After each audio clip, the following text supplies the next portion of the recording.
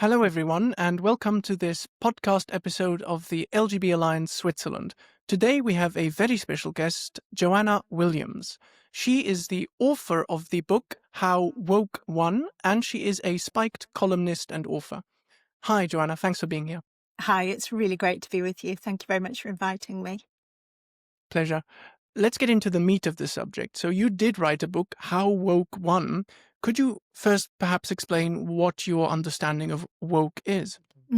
Yeah, I guess it's changed a bit over the years, but essentially I think it's an extreme form of political correctness, which we saw come into effect most acutely in the aftermath of Black Lives Matter in 2022, that combined very orthodox, very extreme views, let's say, on racism, homophobia, transphobia, trying to challenge sexism, all these kind of politically correct trends coming together with a very authoritarian approach to politics.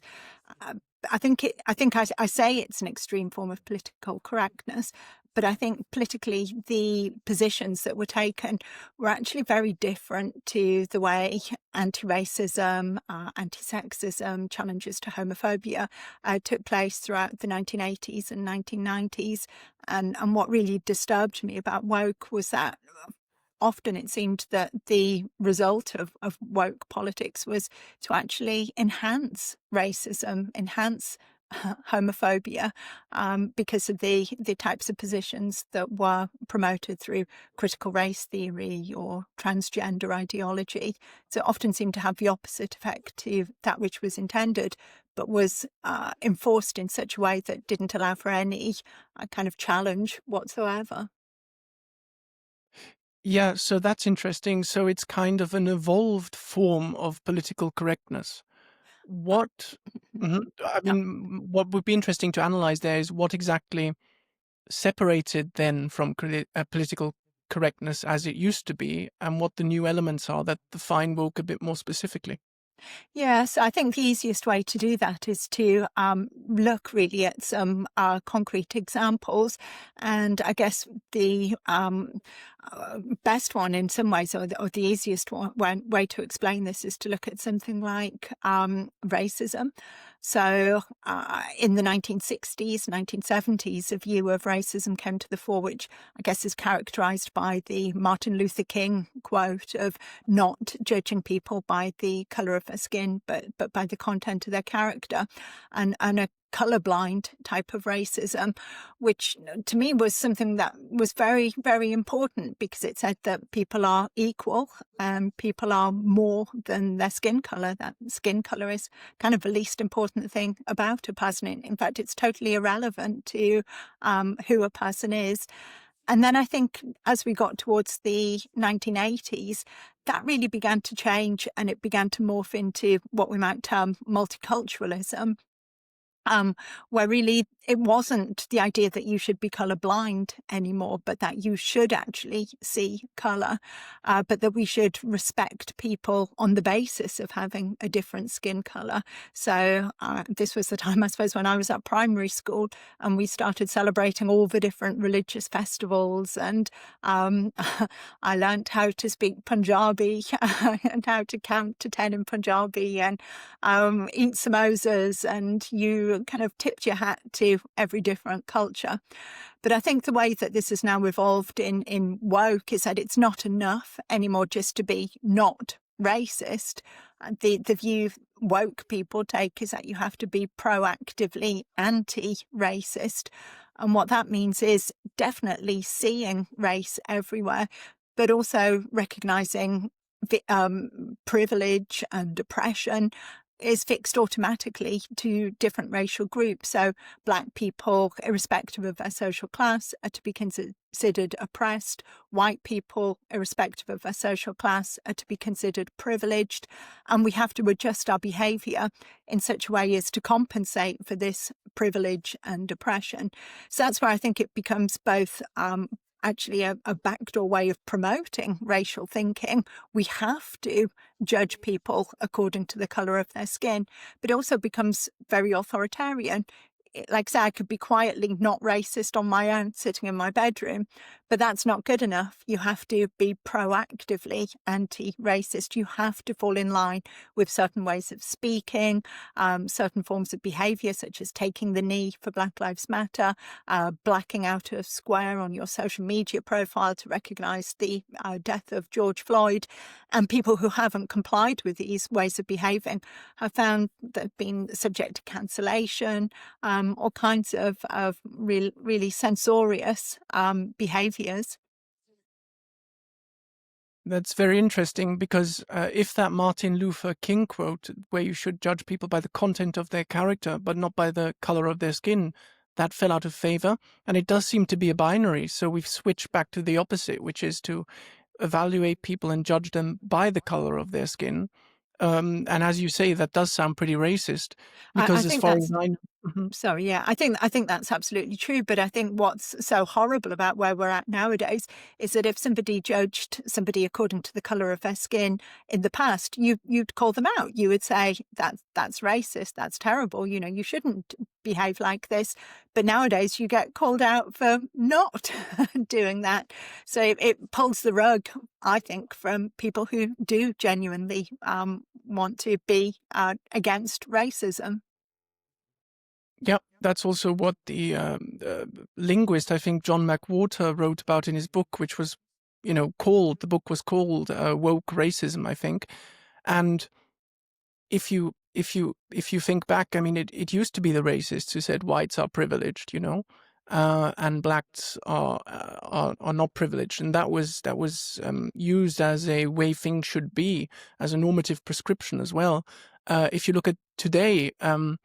Today, it's rather that the woke identify white people as privileged, but don't like that state that they've identified or think they've seen. And they want to, do they want to change it? That's my question. They don't seem to want to change it, which also is a separation from the anti-racism of the past, which said we need to overcome racism by, abolishing these artificial barriers and these artificial distinctions that are made between blacks and white on the basis of their skin color, because actually they can think just as well as any white person can. But the woke don't seem interested in trying to remedy that imbalance they've detected. Mm. Excuse me, sorry. No, I think you're absolutely right. And I think that goes across other campaigns as well, whether that's against homophobia, all of these campaigns. I think another thing that's happened with the woke turn is that these things have become almost industries. You know, we have so many people who are actually employed, make their living through being like a DEI, diversity, equity and inclusion officer, or have a similar job title to that. And if you think about it, it's bizarre. These people actually have in their job title the idea that they're going to challenge racism, sexism, homophobia. But if they do, if they're successful, then by definition, they put themselves out of a job. They lose their source of income. So they're actually financially invested and morally invested, just as importantly, in making sure that racism, sexism, homophobia do not go away. They have to find new sources of racism, sexism, and homophobia continuously in order to be able to justify their own position in society. I think the best example of this is Stonewall, for example. I'm sure you're very, very familiar with the UK pressure group, which was originally for LGB, lesbian, gay, bisexual equality. Haven't got to the point where where gay marriage was achieved in the law in the UK, decided they couldn't kind of pack up and go home or water down their campaigning. So that was why they went wholesale over into transgender rights. Became a huge money-making enterprise for them. Gained hundreds of thousands of pounds. Were able to employ lots more people. Morally justified their crusade continuing. And yet I would argue that's actually been at the expense of gay rights. Yes, there does seem to be this incentive structure which you describe. I also was listening recently to people who argued for recompensing black people in America for slavery. And you just think, well, that would literally create an incentive to perpetuate the victim narrative, which is that all blacks are victims and white people are the oppressors, which is also one of these frameworks the woke seem to apply, where they disempower people like gays, for instance. In Switzerland, this is one of our cases in Switzerland that has made headlines around the world. A man is going to jail. He's a repairman of wind instruments, so he repairs wind instruments. He has to go to jail for 10 days in December this year because he wrote on Facebook that skeletons can't be trans, and that anyone thinks they could be a third, fifth, or sixth gender, anything but male and female, has a view which is psychically ill. I mean, I'm laughing, but it's not remotely funny. It's horrifying that somebody can be imprisoned for this.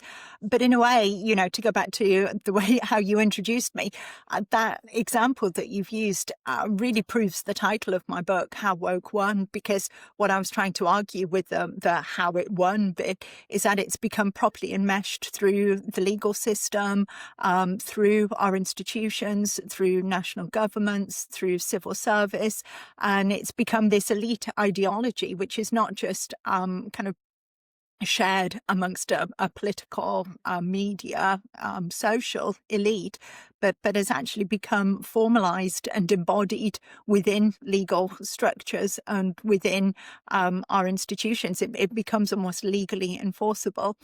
And I guess that's one of the ironies of all of this, because again, if you go back to the 60s, 70s, when it was the civil rights campaigns, to be anti-racist at that time, or absolutely to be for gay rights at that time, was to really push against the establishment.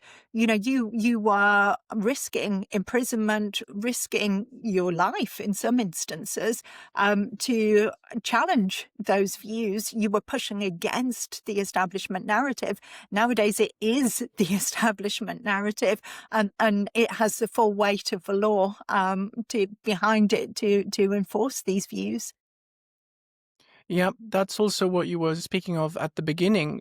One of the ways in which you can see that it's an establishment narrative is that you have to be proactively anti-racist and anti-homophobic and all these other things, which effectively results in an identification mechanism whereby people who do not believe this stuff and might openly voice it, they get targeted, they get forced out of their jobs. They have Twitter mobs going against them. They get put in jail. They have problems with the state and the authorities and so on. But also with the proactive element, people are forced to say, we're for this. And if they say, I'm neither for it nor against it, I just don't want to say anything, even those people are then sorted out, which creates this elite which is in agreement with itself and polices its ranks and stops anyone who disagrees or doesn't agree. Even just not agreeing with them is enough. That keeps them out of the elites, kind of. Do you see that too? No, absolutely. And I think, sadly, this is the role that our universities play nowadays to great effect, rather than focusing upon actually educating people. And by educating people in higher education, I mean really encouraging people to think critically, to engage with bodies of knowledge and actually absorb new knowledge and engage thinking critically, asking questions, being intellectually curious. Our universities have turned into these institutions, it seems to me, which are really all about enforcing woke ideology and getting young people to, on the one hand, be enculturated into the language of things like critical race theory and gender ideology, but also learning how to conform with this way of thinking and enact these kind of values, if you like. I mean, if you take an English degree, for example, rather than falling in love with English literature, absorbing Shakespeare, Chaucer, and Dickens, Jane Austen, etc., young people are experiencing a decolonized curriculum, where essentially I would argue very sadly, the main thing they learn is cynicism. They learn a very crude form of spotting racism, sexism, colonialism, and they can kind of point the finger and they can say, oh, this author committed this terrible sin by using these wrong words here in a completely ahistorical and illiterate kind of way. But then they know the conclusions in advance. You know, they know that every text they analyze, the the right answer is going to be to say that this was a product of empire and colonialism and a kind of privileged, white-centered view of the world. And, you know, that's what they're taking away from leaving university. But then this acts as a form of credentialism. So when you have the civil service, media, government looking to recruit people, obviously the degree certificate acts as the entry pass into these organizations. So you get this self-reproducing elite where people are learning how to be and think in a woke way at university and are then taking up positions within institutions where they then enforce those values that they've imbibed through higher education. Yes, yes. So it really has institutionalized itself. I mean, my friend in Switzerland, Pierre Moret, who who is actually a woman, even though he's got a beard. It's not a he, it's a she. She changed her sex recently because that's allowed in Switzerland for 75 francs. And he recently attended a queer conference of the army, where I think one of the I'm sorry if I got the rank wrong. I think one of the trans generals from Germany attended as well. So this has reached the Swiss army. You know, they've got a queer officers club and a queer event and everything where they celebrate the pride flag and whatever. It's really scary that this has become so institutionalized, which is also what your book says. Woke has won, which is very interesting because as far as I know, Andrew Doyle and many others have predicted that the end of woke is nigh, which seems to me to be highly premature. Perhaps in America you could make that argument, perhaps in Britain as well, because the vibe shift there is a bit more than here on the continent, but here on the continent I don't see it. No, I don't at all. I'm sorry to say, even from a British perspective, you know, I think in a way, to some extent, I think things have perhaps even got a little bit worse, where people within institutions are aware that there is a backlash, and they're aware more than ever before. You know, one good thing I think is that has always been the case, and I make this point in the final chapter of my book, that in being an elite ideology, for want of a better word, woke has never ever been popular with the broad mass of the public, and that's a hugely positive thing. You know, I think most people on this, you know, you pick a random person on the street, they completely see through this. They know that there's nothing progressive about being a woke anti-racist. There's nothing progressive about allowing male inmates into a female prison wing. You know, you speak to most normal people and they completely see through this and always have done. But I think what's become very clear with the kind of vibe shift, if you like, to people in the BBC, the NHS, the universities, the civil service, it's made clear to them quite how unpopular they actually are. And the danger is that rather than kind of holding up the white flag and saying we surrender, you know, we recognise we're flogging a dead horse here, that in actual fact they double down and they become even more determined to enforce the views that they want to enact. And I think we're certainly seeing that in some universities, or just morphing into other issues. I've been shocked in universities at the quite blatant anti-Semitism on display, for example, since October the 7th. And to me, that's very much of a piece with the Black Lives Matter movement. There's the identification of sides here, the kind of a notionally a good side and a bad side, and there's the performativity to it. You have to wear the scarf, you have to attend the right protests, you have to shout the right slogans, you have to be seen to be doing these things. And I think the way we kind of morph seamlessly from Black Lives Matter to pro-Palestinian protests, is both shocking but also not surprising. Very, very horrible. But I think also, we can overstate even the legal changes that have taken place. So Britain is quite famous, I think, around the world as Turf Island. I'm very, very proud of that. But we had a Supreme Court judgment that did define women as a biological meaning.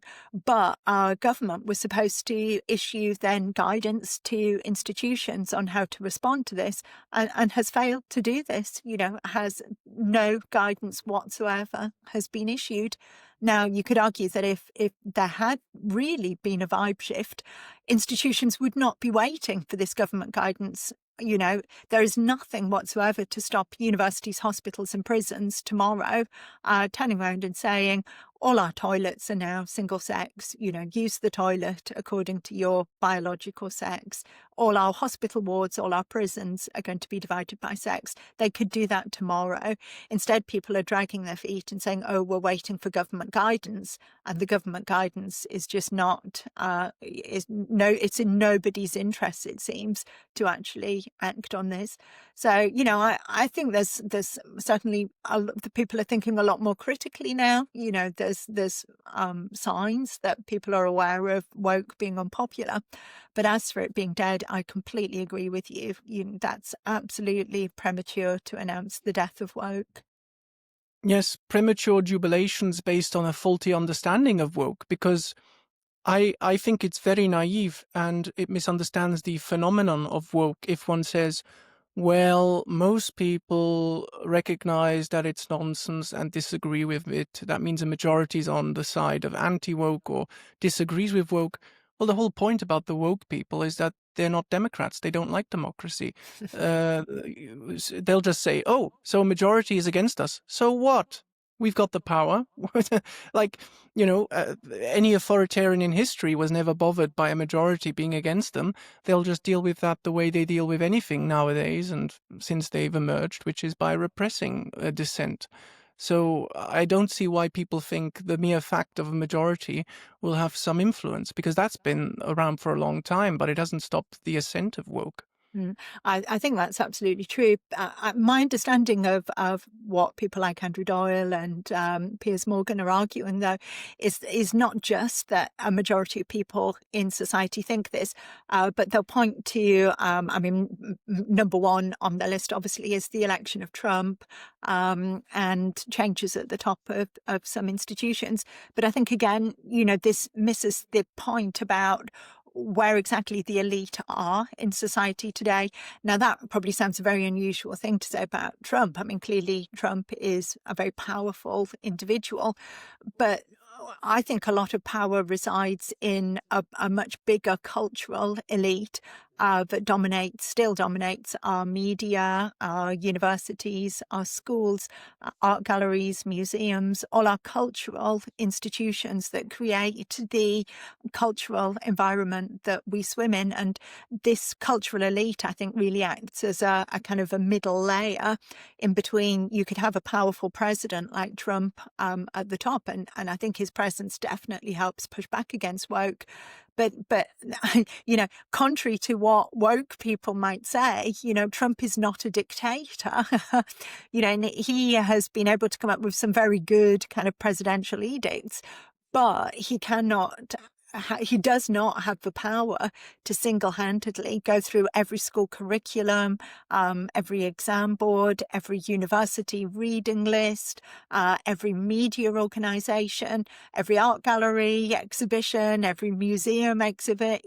There's limits to what one man or even one government can do.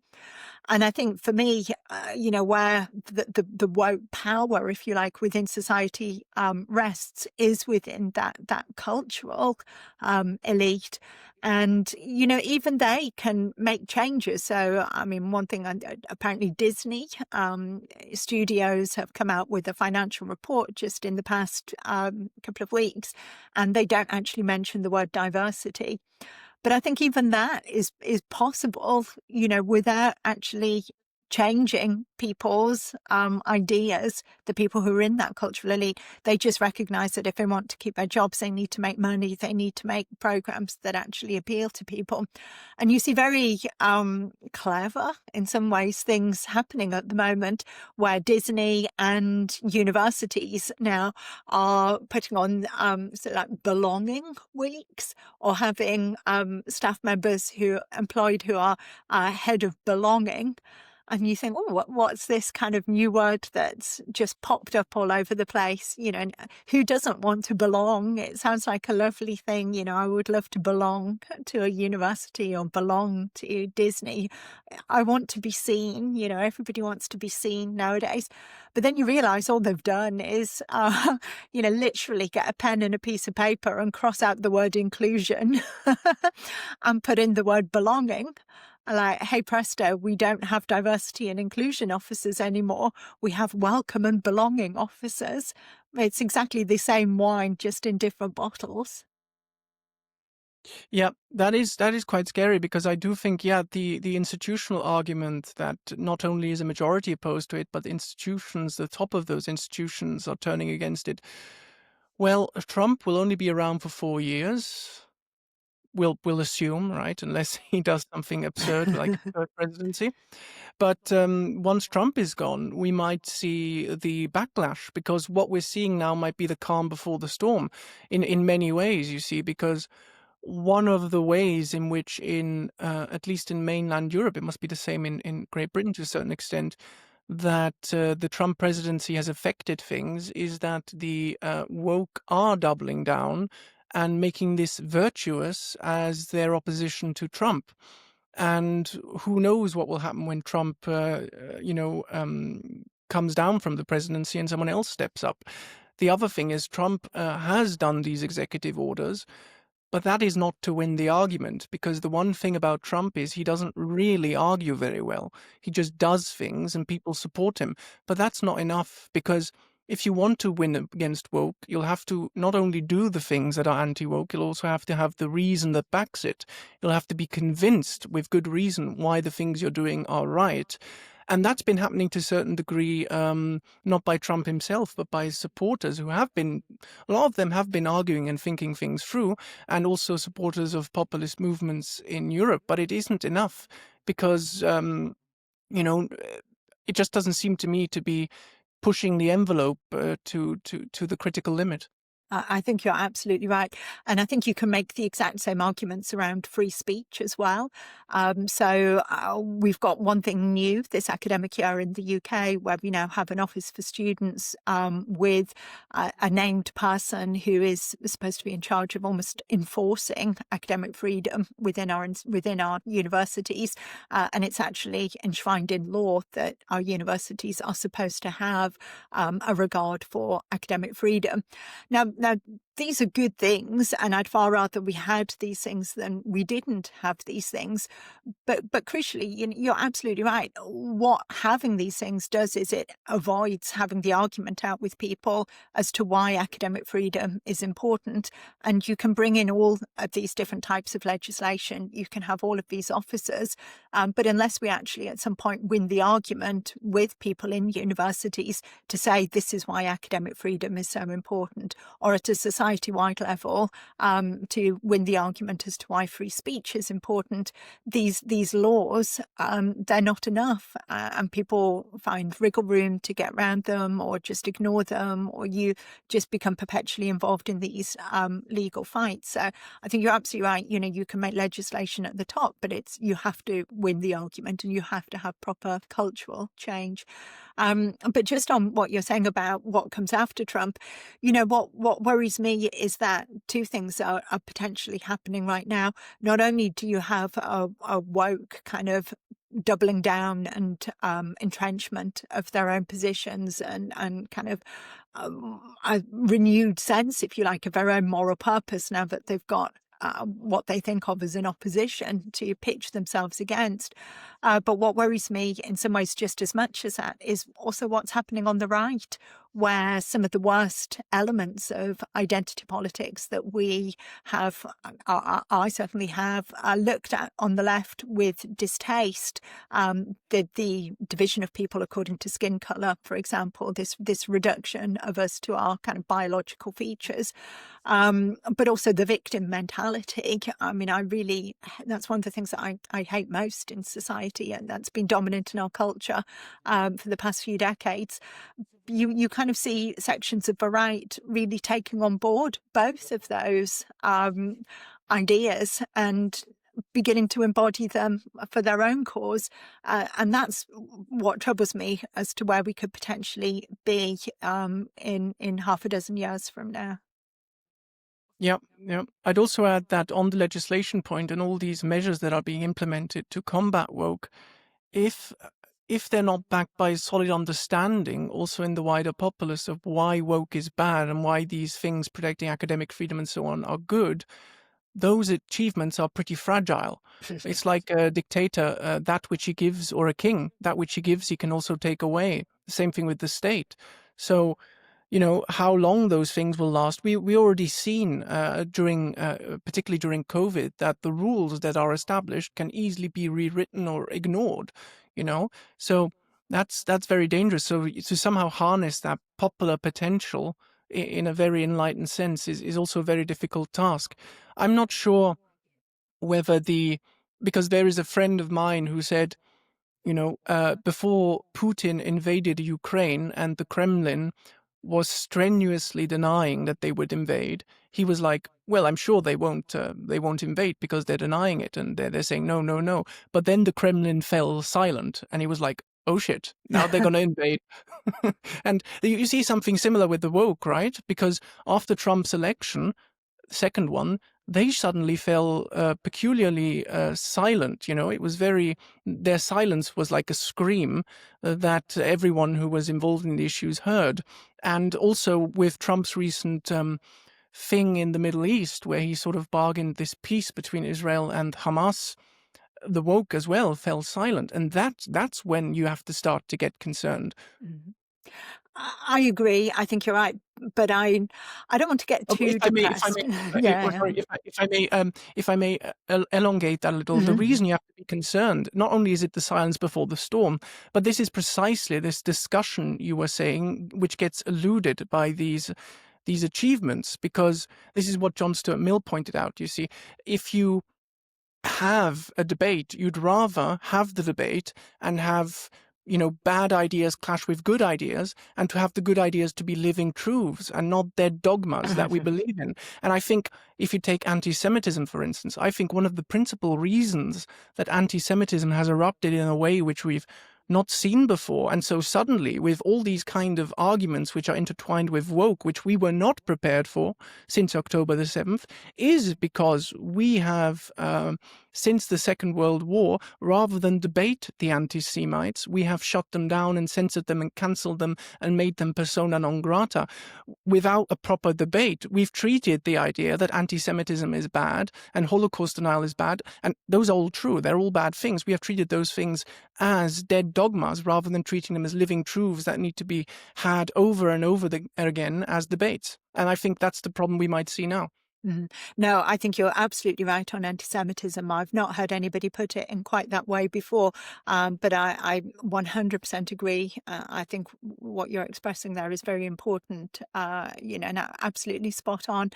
But you see again how woke has this capacity to kind of evolve and operate in different ways. And I think you're right to look at how anti-Semitism has now morphed to take on elements of woke thinking, in particular the victimhood culture. When you look at the way the Holocaust is weaponized against Israel and Israeli people, by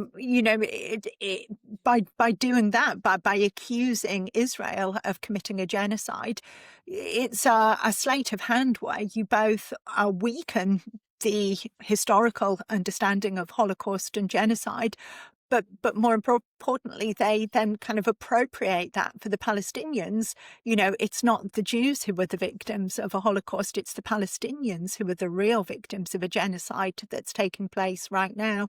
And that is a shocking thing. I mean, a horrible, unbearably horrible position. And yet this has become accepted over the past couple of years. This is something we can hear.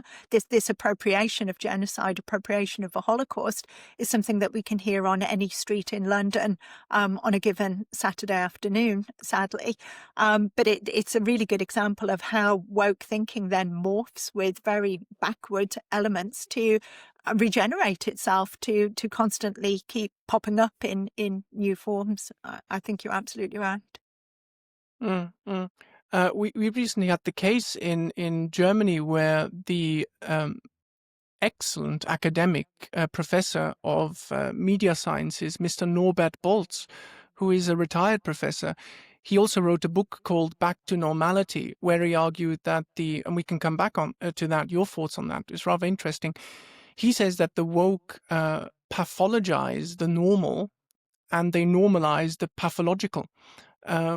Which is an interesting way of putting it. And so his book is called Let's Get Back to Normality, And he, in a few years ago, he on Twitter reposted on Twitter a post by a German news outlet, which kind of critiqued the AfD. It's kind of, all it said was, the original newspaper thing was, AfD ban and Höcke petition Deutschland erwacht, also Germany awakes, or is awakening.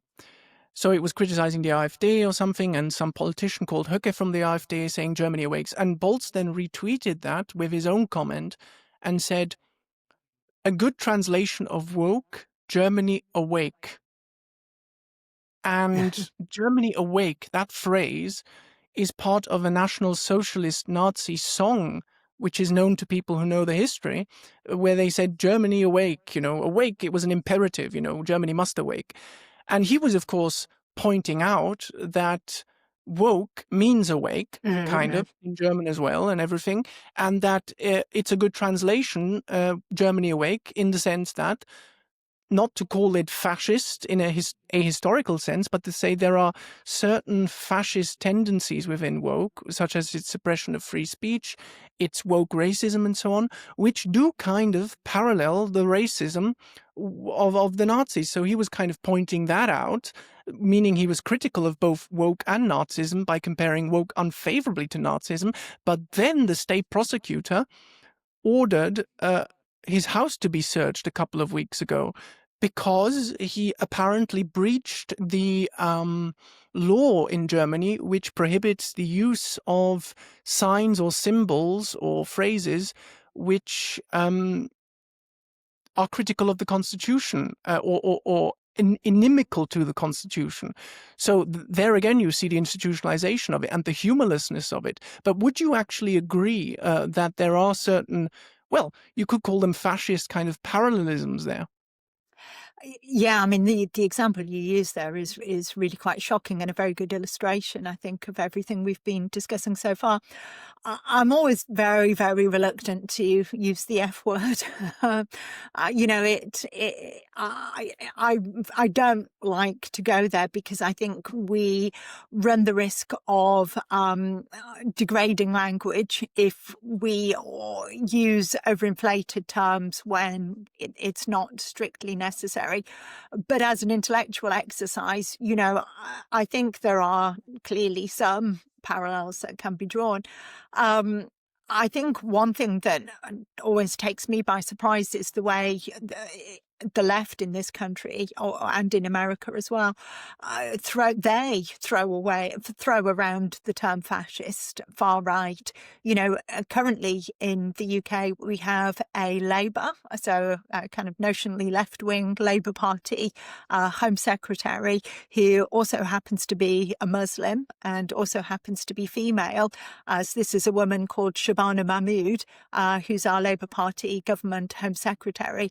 And she's recently suggested some, I think, quite sensible policies for curbing the very high levels of migration that we're seeing here in the UK.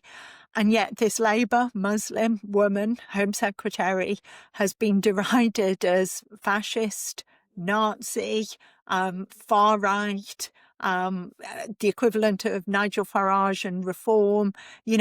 Over the past week, it's been absolutely insane, the insults that have been slung at this woman for just saying making these very mild, really, and sensible kind of proposals for curbing migration, which I think almost everybody agrees has got out of all proportion in the UK.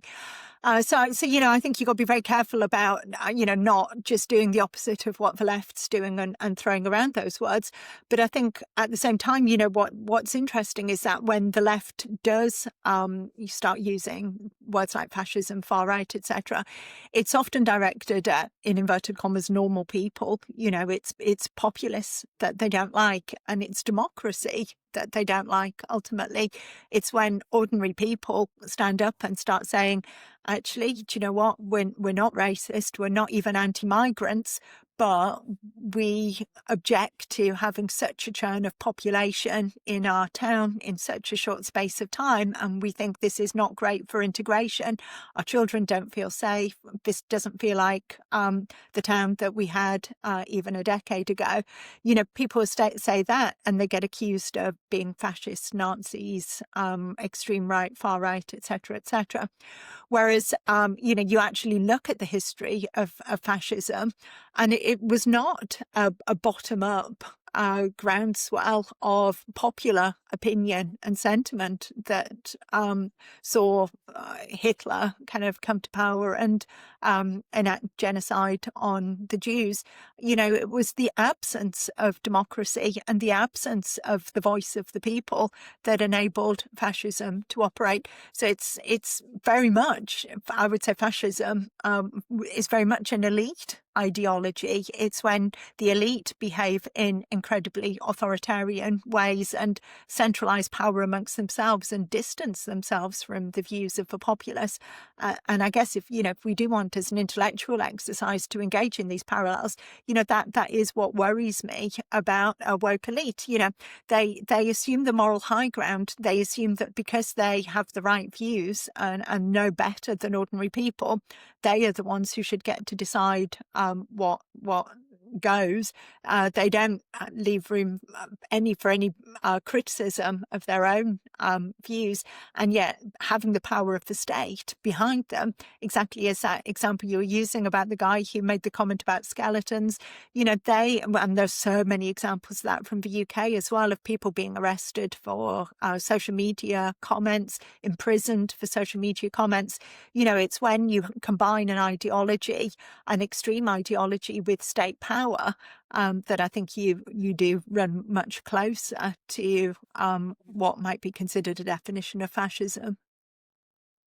Yeah, yeah. I also agree with you completely that one shouldn't use the term fascism lightly or at all to apply to modern phenomena as an accurate description or anything. It's also what George Orwell famously wrote about, that the word fascist has lost all its meaning, and all it means is now, even when he was writing, that it means I don't like this, basically. So that's very important. That is not to be overlooked. I mean, the fact that George Orwell wrote that in the 1940s, I don't remember, that's just mind-blowing. And that it's come to this, where it's even been more devalued. You'd think, well, it already meant nothing then. George Orwell was right, as he usually is. But now it means even nothing, even less. I mean, that is quite mind-blowing, even to anyone looking at that. But I do think one of the woke kind of obsessions is against populism. And normally you can identify someone with woke opinions if they, talk in a derisive way about populism. But they won't say they're against democracy. They'll never say that. So the way I sort of phrase it is they hide their disdain for democracy behind their contempt for populism, which is a very disingenuous thing to do.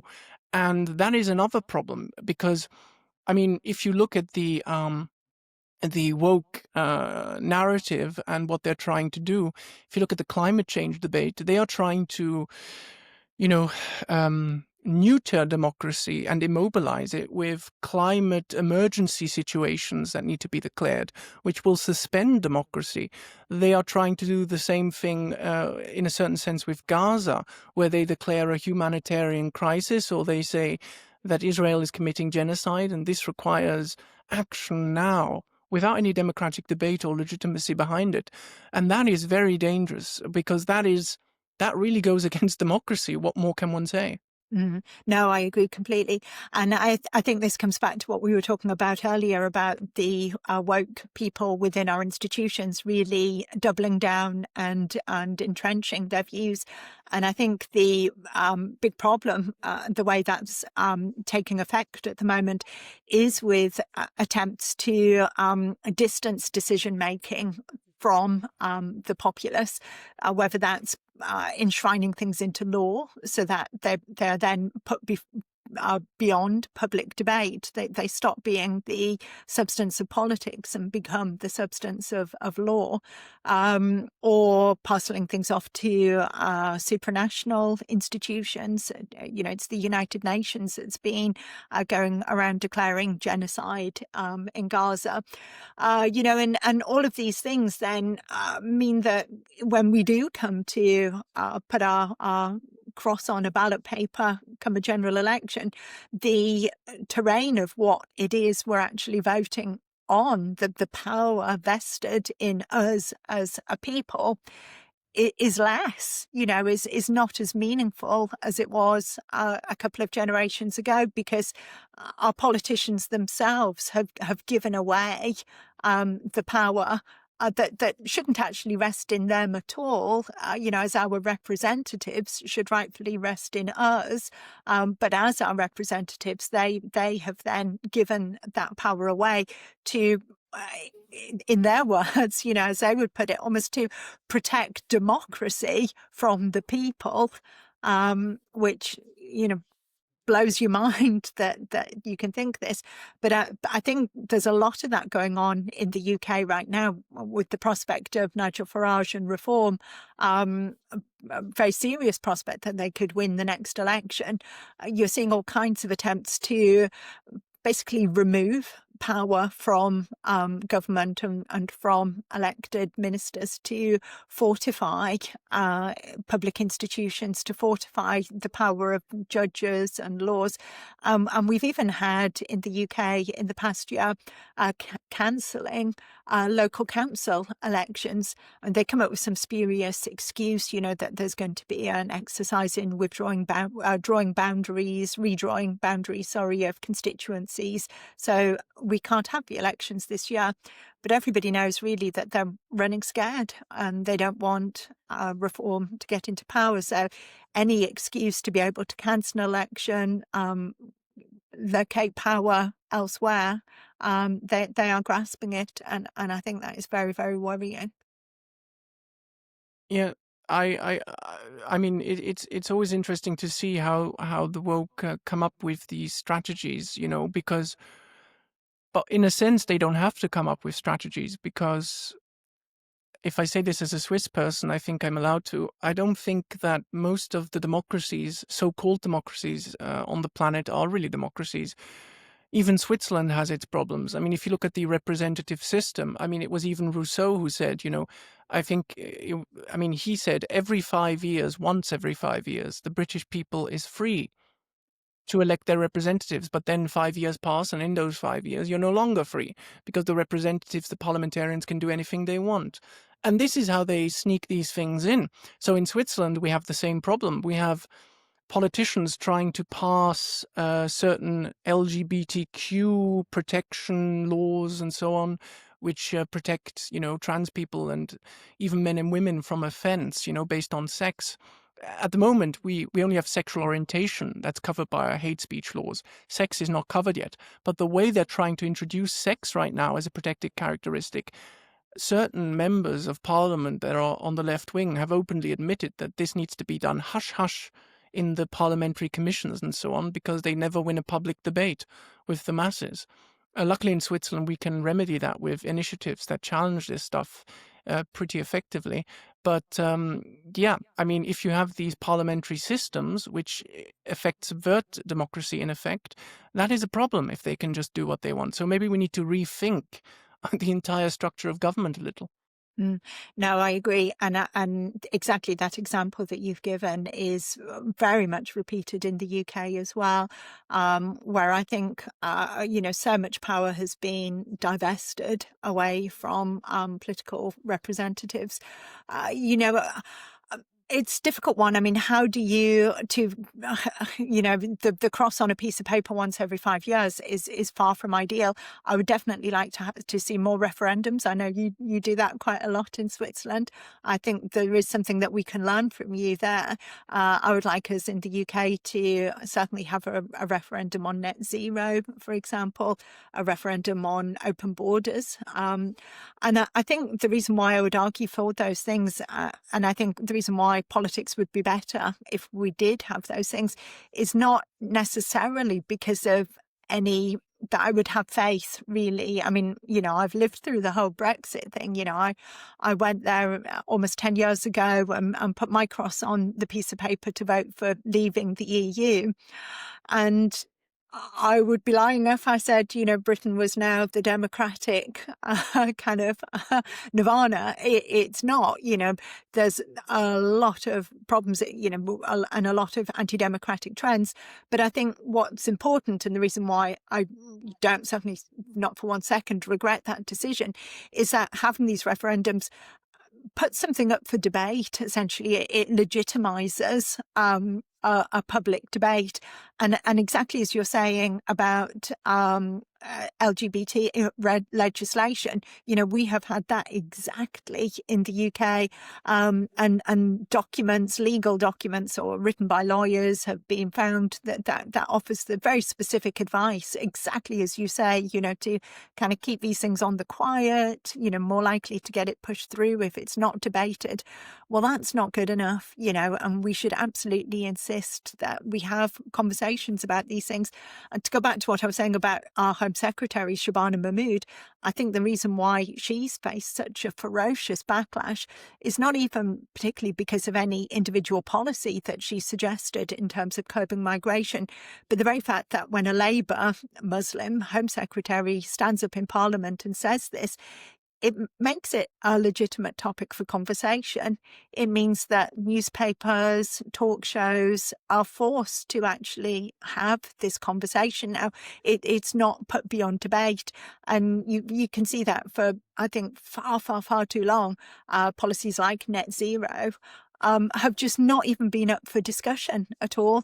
The BBC actually had a policy, to say that they don't need to have an alternative voice. If somebody's arguing for environmental legislation in the climate change debate, you don't need to have two sides of this debate represented. It's not a debate, essentially.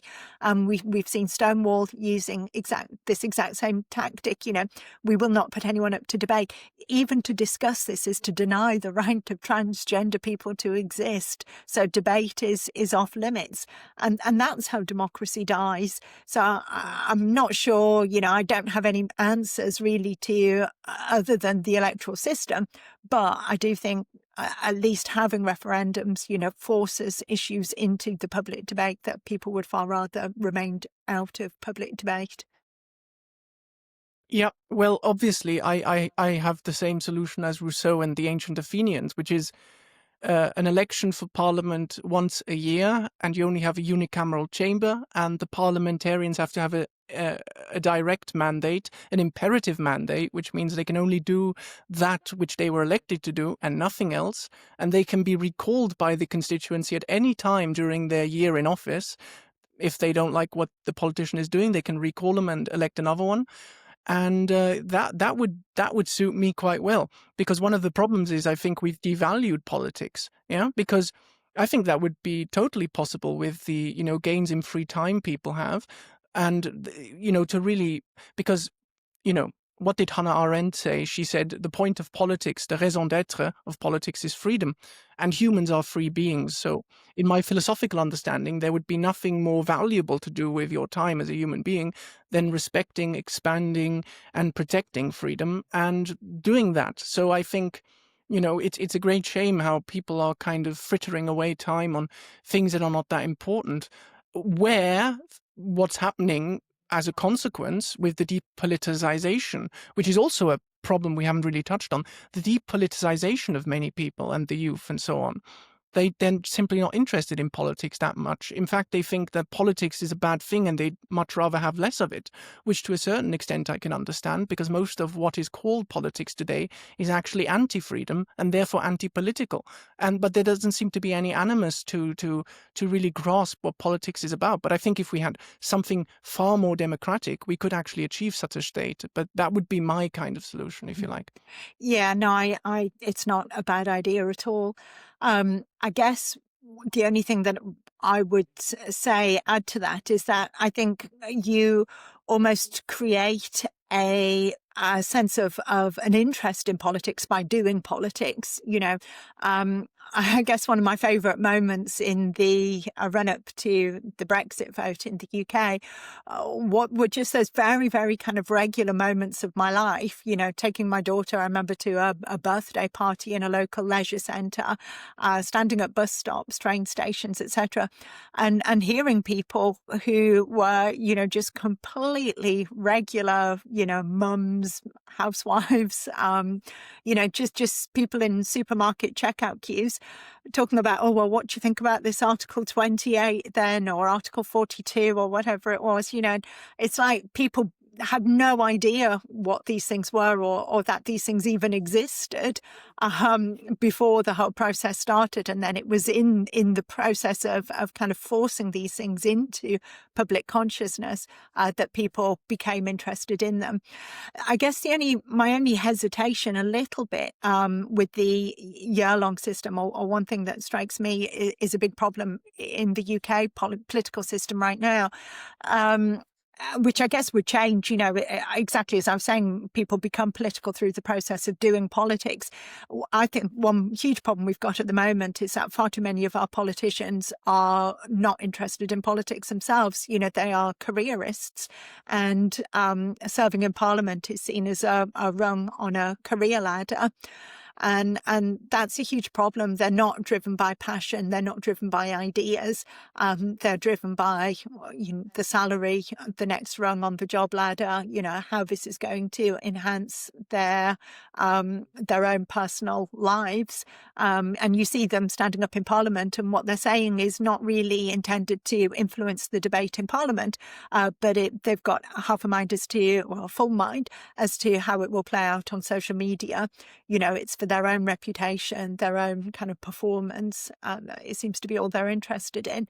And so we need a way of, I'd almost be more interested in the system that you describe if it was based on kind of drawing lots, and just a bit like we have jury service, kind of just getting ordinary citizens to spend a year as representatives of their community and give them a decent salary to enable them, and they get a year off work and they get to spend a year in the Houses of Parliament, and that would remove the kind of careerist element from this. But at the moment, these are kind of nice exercises to think about, where I think we're a long way off anything like this happening. Yeah, yeah, of course. Unfortunately, we're a long way off from it. Yeah, I don't understand why we have parties. I just think, there's a constituency and people, a certain amount will say, I want to go to Parliament for you, and I want to do this, this, and this, and this. And then you have a big debate and between people who want to do different things in Parliament, and then you elect the guy who gets the most votes. why can't we just have a parliament of individuals? That's also something I'm skeptical about these days, because parties seem to be, destroying the kind of independence of people, which also feeds into the careerist thing, because that also destroys independent thinking to a certain degree and stops independent thinkers from getting ahead. It's not merit that's awarded, merit in thinking with ideas, which is the basis upon which politicians should be elected. But if we think back to the woke thing, I mean, one of the central problems I have is not so much with the woke in this instance, but with people on our side who laugh about woke, who treat it as an absurdity. I don't, and there are various ways in which that comes across. Right, I was in a conference recently in Germany by the Hayek Institute, and a guy was arguing on the panel. At university, in Germany, they study intersectionality, and he poo-pooed the idea and was laughing about, if you're a woman, that's bad, but if you're a woman and black, that's bad, but if you're a woman and trans, oh my God, that's even worse. And then if you're in a wheelchair, that's like the pinnacle. And he was like laughing about it and making everyone laugh. And I was like, but wait a minute, intersectionality is really important. It does exist. What happens if you're American and you're black and you're conservative? Larry Elder was called, he ran for governor of California, I think. Larry Elder is black. He's a bit libertarian. He was called the black face of white supremacy, right? There's no one they hate more than black conservatives or gay people who disagree with the woke line. You don't even have to be conservative. You just have to be anti-woke. And then you have real trouble. Or another example, if you're working class, you're already pretty oppressed. And then you have a working class person who says, I think climate change hysteria is hysteria. Ooh, he's got a problem. So that is intersectionality at work. So it is very serious. It's not in the way the woke talk about it, but this is the problem. They've turned their theories, also about power, it's all about power as well, into reality. And then comes the biggest point I have issue with people on our side. Again, on this panel, they were saying, and I hear this all the time, the woke are fighting against reality. What does that mean? That effectively that means they're fighting against God, because what it implies is that the contradictions between the woke and reality will resolve themselves, and reality will win in the end, because you can't fight successfully against reality, which means we can all pack up and go home. It's a recipe for doing nothing. And the big problem is that the capacity for humans to determine their own reality or to ignore basic laws of economics and to ruin their civilization, humans have a capacity for that. If you look at the Middle Ages, hundreds and hundreds of years of nonsense. It didn't go away. It stayed. So, did the Middle Ages fight against reality? Well, they were pretty successful in it. Is China's authoritarianism, North Korea's authoritarianism, Putin's all fighting against reality, but they seem not to be, in any trouble for it, much. That was a bit of a rant, but I do No, get no. annoyed at it, No, I think it's very interesting, and I guess the time I heard examples of what you're talking about most often was when I was much more fully engaged in free speech wars in universities, and I heard so often, oh, don't worry, when they leave when students were really at the forefront of cancel culture and trying to get speakers no platformed, and I heard so many times, oh, don't worry, when they leave university and meet the real world, when they have to go and get a job, then they will leave all these crazy ideas behind and, will have to stop behaving in this way. Well, of course, that never happened. The students who 10, 15 years ago were no platforming speakers then got jobs within the institutions and have often carried on. They work in the publishing industry now, they work in the BBC, and they have brought their politics with them, and the world has bent to them rather than them having to bend to the world. Yeah, which is a bit of a scary thought, because if they can create the reality which they sort of theorize about, which my intersectionality point, I think, is kind of a proof point of that, then we are dealing with something far more serious than just, childish things which will evaporate once adulthood sets in, or something which will, run against the rocks of so-called reality, which I sort of think it's to, in German you would say verharmlosen, which means to, what does that mean? Mm, make it more harmless than it is actually. Yeah. Yeah, no, I agree. I mean, the only thing I would say, I would defend humour a little bit because I agree that we're in a very, very serious situation right now. And when I look at the UK, economically, politically, culturally, it just seems like there's lurching from one crisis to another. We're in a very, very serious mess. We have some very big problems we need to confront as a society. But at the same time, sometimes having a bit of humour, and I think one thing that is so wonderful about Andrew Doyle and people like that is that by employing humour, you can just puncture some of the pomposity around these discussions and actually bring along a few people with you who may not have been on your side. So, I agree completely. Very, very serious situation. But yeah, we have to keep humor on our side, and be able to have serious arguments, but also, just laugh at some of the absurdities of it as well. Yes. But as a last question, I suppose, because I am an outsider to the Anglo-Saxon British debate because I live in Switzerland.